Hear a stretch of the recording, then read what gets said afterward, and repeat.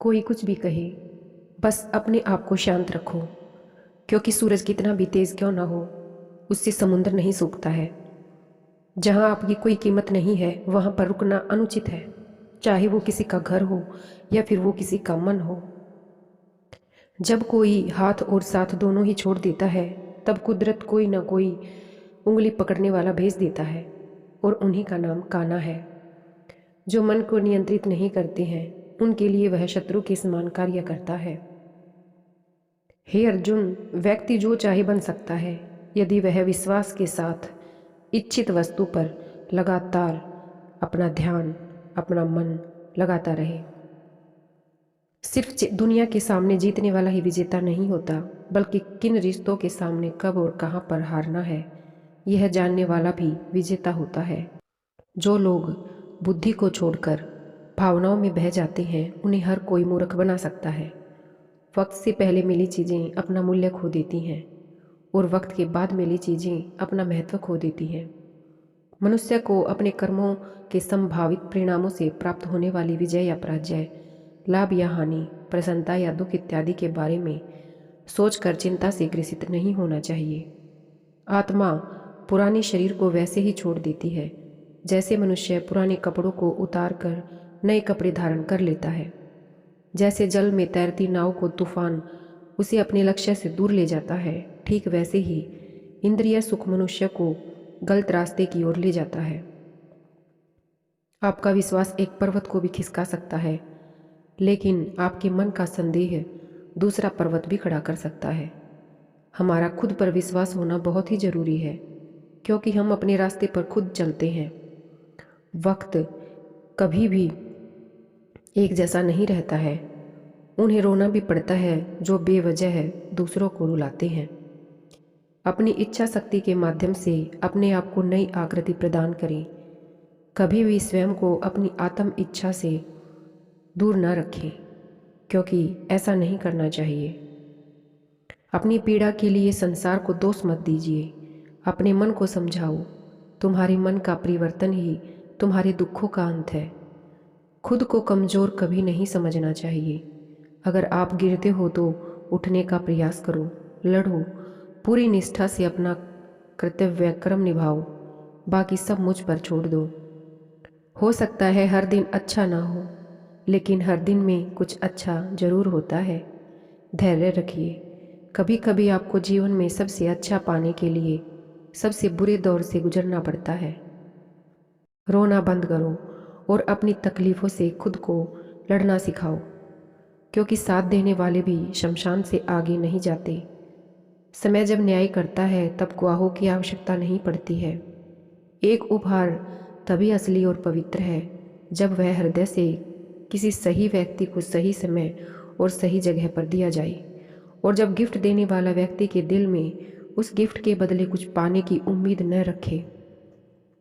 सुंदरता आपकी दृष्टिकोण में होती है। किसी को कीचड़ में खिला कमल भी लुभाता है, और किसी को चांद में भी दाग नजर आता है। हे अर्जुन, जो कोई भी जिस किसी भी देवता की पूजा करे, विश्वास के साथ करने की इच्छा रखता है, तब मैं उसका विश्वास उसी देवता में दृढ़ कर देता हूँ। उदय किसी का भी अचानक नहीं होता। सूर्य भी धीरे धीरे निकलता है और ऊपर उठता है। धैर्य और तपस्या जिसमें है वही संसार को प्रकाशित कर सकता है।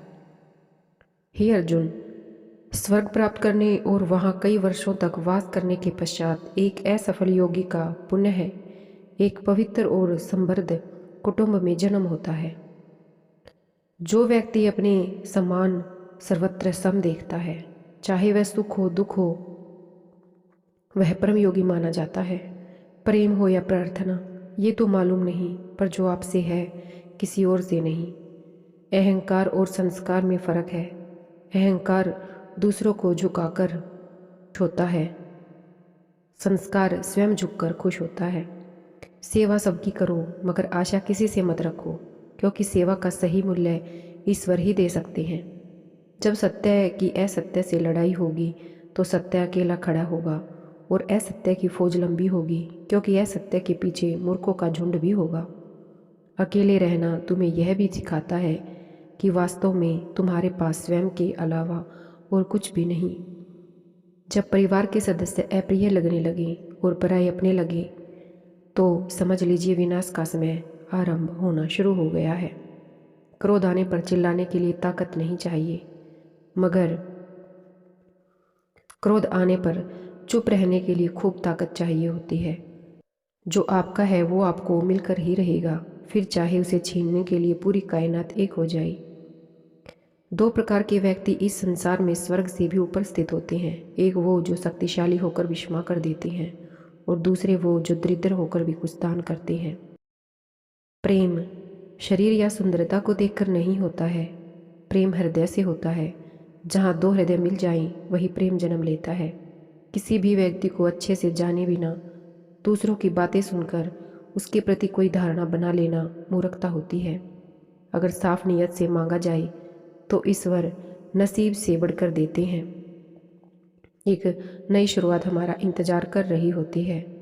जीवन में यदि खुश रहना है तो अधिक ध्यान उस चीज़ पर दें जो आपके पास है, उस पर नहीं जो दूसरों के पास है। उस दिन हमारी सारी परेशानियां खत्म हो जाएंगी, जिस दिन हमें यकीन हो जाएगा कि हमारा सारा काम ईश्वर की मर्जी से होता है।